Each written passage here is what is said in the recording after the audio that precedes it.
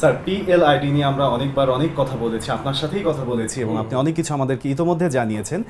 এখন যেটা জানতে চাইবো যে এটা তো অপারেশন একদম সর্বোচ্চ ধাপ, এর আগে কি ঔষধ দিয়ে এটা সমাধান করা সম্ভব?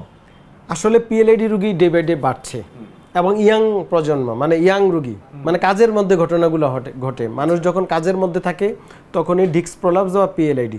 তো পিএলআইডি তো এর আগে আমরা বলছি যে পিএলআইডি মানে মেরুদণ্ডে ডিস্ক প্রলাপস হয়ে যাওয়া বা স্লিপ ডিস্ক বলে আমেরিকাতে।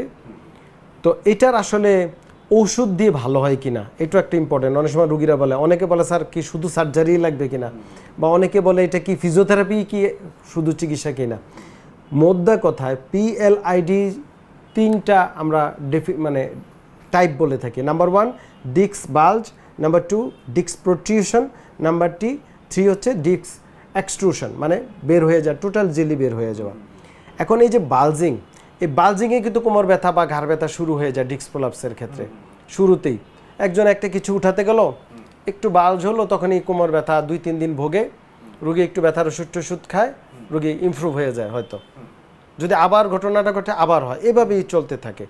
তাহলে এই বালজিং যদি আপনার প্রাইমারিলি ট্রিটমেন্ট না হয়, সেকেন্ডারিলি সেটা হবে যে প্রোট্রিউশন যেটা বলছি। আচ্ছা, তারপরেও যদি সেটার প্রপার ট্রিটমেন্ট না হয়, দেন এক্সট্রুশন বা ডিস্ক টোটালি বের হয়ে যাবে এবং দীর্ঘদিন থাকলে সে ক্যানেল স্টোনোস হয়ে যেতে পারে, নার্ভ টোটালি মারা যেতে পারে, প্যারালাইসিস হয়ে যেতে পারে, সেটা পরের কথা।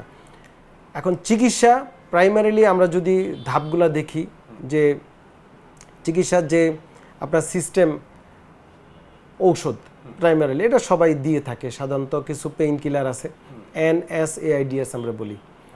NSAIDs আবার 2 টাইপের আছে, একটা হচ্ছে স্টেরয়েডাল আর একটা হচ্ছে নন স্টেরয়েডাল। তো সাধারণত নন স্টেরয়েডাল NSAIDsই ব্যবহার করা হয়ে থাকে। তবে হ্যাঁ, সেক্ষেত্রে অনেকগুলো ফ্যাক্টর জড়িত। যদি কিডনি ডিজিজ থাকে দেওয়া যাবে না, হার্টের ডিজিজ মানে আলসার, মানে পেটের বিভিন্ন সমস্যা, এগুলো একজন চিকিৎসক বুঝে শুনিয়ে দিয়ে থাকেন রোগীদেরকে।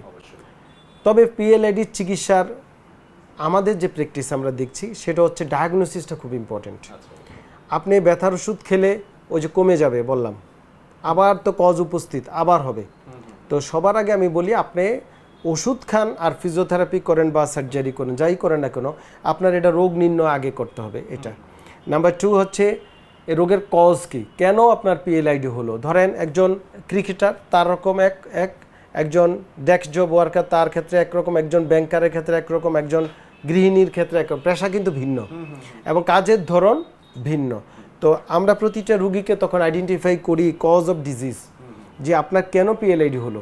যদি আমরা সে কেনর উত্তর পেয়ে যাই, তাহলে রুগীকে আপনি ওষুধ দিয়েও ম্যানেজ করতে পারেন, এক্সারসাইজের মাধ্যমে ম্যানেজ করতে পারেন, বা সার্জারি, সেটা আমরা পরে আসতেছি। এই তিনটা মাধ্যমে আমরা ম্যানেজ করা যায়, কিন্তু কেনর উত্তরটা তাকে কারেকশন করতে হবে। একদমই তাই। জি, আপনি ভুলভাবে কাজটা করতেছেন, সামনে ঝুঁকে করতেছেন, বা ওভার ওয়েট ক্যারি করতেছেন, বা টেকনিকে ফল্ট, সেটা কারেকশানের পাশাপাশি এখন আসেন চিকিৎসা। প্রাইমারিলি ওষুধ দিয়ে ম্যানেজ করা সারা ওয়ার্ল্ডেই। ওষুধে কাজ না হলে আপনাকে ঔষধ উইথ ফিজিওথেরাপি, যদি ঔষধ উইথ ফিজিওথেরাপিতে কাজ না হয় দেন সার্জারি। তাহলে ঔষধও এটার একটা চিকিৎসার একটা অংশ। তবে সেটা হতে হবে চিকিৎসক নির্ভর, নিজে নিজে না। একদমই তাই। আমরা অনেক সময় দেখা যায় যে কোথাও একটা ব্যথা হলে সেটা ব্যথা নিরাময়ের ওষুধ খেয়ে ফেলি, কিন্তু সেই জায়গা থেকে আসলে চিকিৎসকের পরামর্শ অনুযায়ী কী ধরনের ব্যথা বা কী কাজের জন্য ব্যথাটা হলো, এই জিনিসগুলো নির্ধারণ করেই আসলে আগানো দরকার। স্যার, পিএলআইডি নিয়ে আপনি যে বিষয়গুলো জানালেন, আপনার কথা থেকে আমি যেটা বুঝলাম যে ঔষধে রোগ সারানো সম্ভব, একই সাথে ফিজিক্যাল এক্সারসাইজও দেওয়া সম্ভব এবং আরও কিছু করণীয় থাকতে পারে, সেটা যদি আপনি একটু ছোট্ট করে বলেন। যেটা বলছিলাম ইতিপূর্বে, যে আমরা বিভিন্ন কারণে হয়, কারণগুলো মিনিমাইজ করতে হয়। যেমন একজন লোক ভুলভাবে সামনে ঝুঁকে ওভারওয়েট কাজ করতেছে, গৃহিণী নিচে বসে ঘন্টার পর ঘন্টা কাজ করতেছে, তার রিকভারি নেই, বিছানা উঁচু নিচু।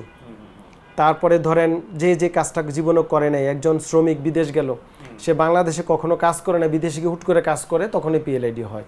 তো এই বিষয়ে আমাদের সাবধান হতে হবে এবং আর্গোনমিক জানতে হবে। আর্গোনমিক্স একটা উন্নত বিশ্বে, আমি যদি এখন উন্নত বিশ্ব কিন্তু আমি মনে করি ফলো করি চায়নাকে। কেন চায়নাকে? চায়না কিন্তু তাদের A to Z একেবারে একটা বাচ্চার জন্মের পর থেকে তাদের প্রতিটা সিস্টেমে, এডুকেশন বলেন, স্কুল বলেন, কলেজ বলেন, তাদের ধর্মীয় প্রতিটা প্রতিষ্ঠান বলেন, বা যে যেখানে জব করে সব জায়গায় কিন্তু তারা আর্গোনমিক্সের উপরে জোর দেয়। What is ergonomics? কাজের ল, মানে নিয়ম কানুন। আপনি বাচ্চার ক্ষেত্রে তুমি খেলার কিছু রুলস আছে, বা আপনি স্টুডেন্ট বসে পড়ালেখা করবেন, চেয়ার টেবিলটা কেমন হবে, কতটুক হবে, বা আপনি একজন ডেস্ক জব ওয়ার্কার, আপনি বসার নিয়মটা কি, এগুলো তারা এডুকেশন তাদের মানে পাঠ্যপুস্তকে এগুলা শিখায়। তো তারা এই যে জিনিসগুলো সিস্টেম ডেভেলপ করে দিয়েছে, তো এই জিনিসগুলো আমাদের আসলে বাংলাদেশেও আমার মনে হয় প্রতিটা পাঠ্যপুস্তকে এই আমাদের থেকে পরামর্শ নিয়ে এগুলা আমাদের ইনক্লুশন করা উচিত পাঠ্যপুস্তকে, যে আমাদের বাচ্চারা পড়ালেখা করবে কিভাবে, বা তার খেলাধুলা কিভাবে করবে, নিয়ম কি, কত ঘন্টা খেলবে, বা একজন হাউসওয়াইফ সে কিভাবে কাজ করবে, এগুলো আমাদের এখন ইনক্লুশন করার সময় এসেছে।